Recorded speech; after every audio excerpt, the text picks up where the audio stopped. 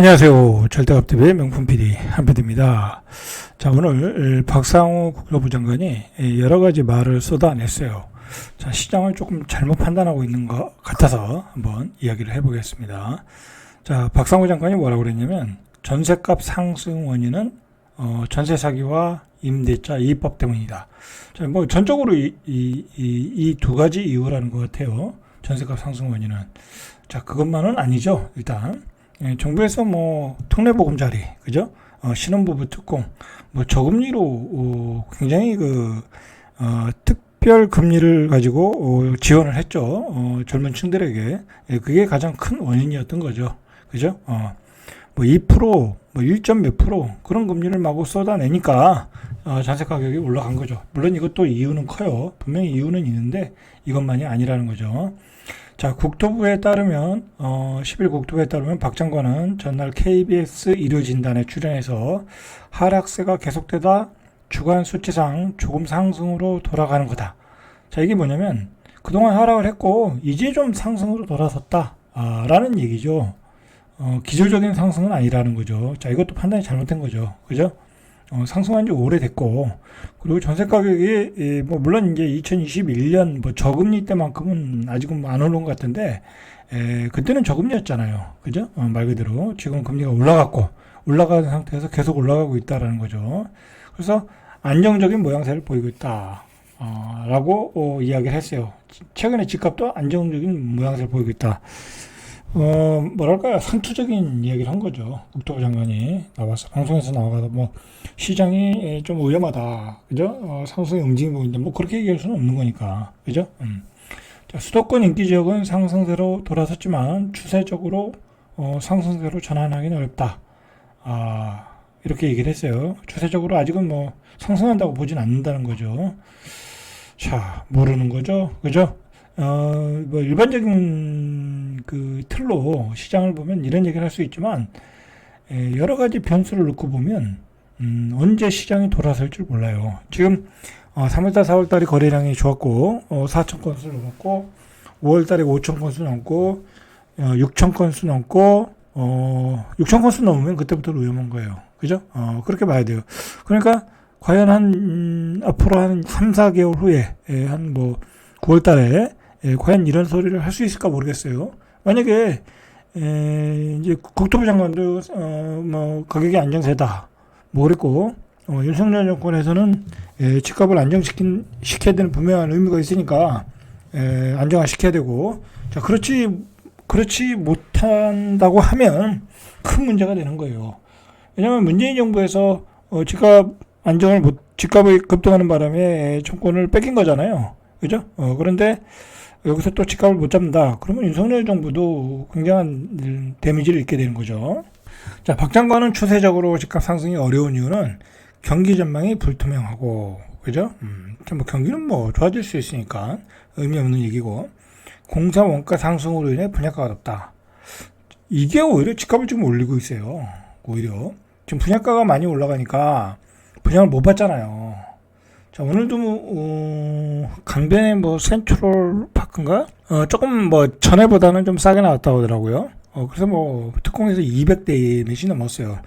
뭐 결국 저렴한 것도 아닌데, 그러면은 일반 분양에서는 뭐 완판이죠. 그죠? 그런데 고분양가에도 완판이거든요. 그죠? 그러니까 사람들이 웬만한 분양가도 들어가고 있고, 고분양가가 되면 고분양가에 못 사는 사람들은 준신축급을 사고 있는 거예요, 지금. 그죠? 그래서 요즘 최근에 준신축의 가격들이 올라오고 있어요. 오히려 이 분양가 상승률이. 그러니까 이게 앞뒤가 안 맞는 거야. 전문가가 보기엔 이 국토부 장관의 말이 별로 맞지도 않아요, 지금. 그리고 내년 하반기부터는 상기 신도시 아파트를 공급한다. 자, 이거 상기 신도시 뭐 아파트 공급한다는 얘기는 뭐 언제부터 얘기했어요. 그죠? 뭐 내년 하반기부터잖아요. 그죠? 하반기부터. 근데 어느 세월에 그걸 다 공급하겠냐고. 그죠? 이미 내년 하반기가 되면 집값이 올라가고 있을 텐데 분양을 한다는 것은 별 의미가 없어요. 올라가기 전에 분양을 해야지. 자, 이런 상황에서 갭 투자나 단기 투자를 노리고 섣불리 들어갈 수 없는 상황이다. 그렇지 않아요. 지금도 갭 투자 많이 하고 있고, 그리고 갭 투자들이 어떤 상황에서도 전세 가격이 올라오면 들어오게 돼 있어요. 그죠? 뭐 취득세 12%도 내고 들어와요, 요즘. 그죠? 자, 그리고 금리도 부담스럽다. 금리도 많이 내렸어요.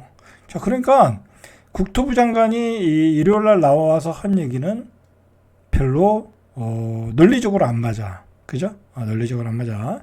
자, 박 장관은 수도권 전세값의 상승에 대해서도 크게 우려할 사항이 아니다. 자, 지금 뭐 나중에 보면 아시겠지만 2025년, 2026년 서울 수도권의 공급 입주 물량이 굉장히 적어요. 그러니까 전세 가격은 계속 올라가게 돼 있어요, 지금.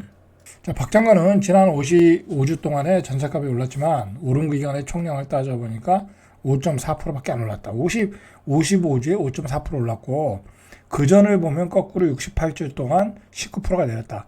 여러분, 이런 통계는 이거 완전히 국민에게 어떤 그 착시 효과를 주는 그런 것 같아요. 뭐 이런 통계를 가져와서 국민을 설득하려고 하는 것 같아. 뭐 옛날에 문재인 정부도 그랬어요. 아무 의미 없는 소리죠. 그죠? 이게 뭔 의미가 있겠어요. 그죠? 지금 전세 가격이 올라가고 있는데 부담스러울 정도로 올라가고 있다는 게 문제죠. 그리고 본인이 전세 가격이 올라가는 것 때문에 임대차 입법 중에 임대차 입법 중에 갱신 청구권 아니면 또 5% 룰 이걸 다 폐지하자고 얘기를 하고 있잖아요. 전세값이 올라가기 때문에. 그러니까 앞뒤가 안 맞아. 본인은 올라가니까 임대차 입법을 폐지하자고 그러고. 근데 앞에서는 또 전세값 올라가는 게 뭐 그렇게 많이 올라가지 않는 거다. 과거에 비해서 그런 소리 하고 있고 앞뒤가 안 맞는 소리 하고 있네. 앞뒤가 안 맞는 소리. 자, 계약 갱신 청구권이 있는 거죠. 임대차 입법에. 그래서 4년을 살 수 있는 거죠. 그리고 한 번 살고 5%밖에 안 올릴 수 있는 거죠. 이걸 해제하자라는 거잖아요. 폐지하자라는 거잖아요. 자, 박 장관은 가장 큰 원인은 전세 사기 영향이고 임대차 만기 물건이 계속 나오고 있는데 집주인 입장에서 전세 가격을 조금 올려받을 수 있으면 4년치 오를 것을 미리 그러니까 이게 뭐냐면 2년 뒤에는 5%밖에 못 올리니까 4년 뒤에는 다른 데서 많이 올린 것을 그대로 반영해서 한꺼번에 올린다. 시장의 물량은 적게 나오고 4년 살으니까. 근데 가격은 한꺼번에 많이 올리고 5%밖에 안 올렸으니까.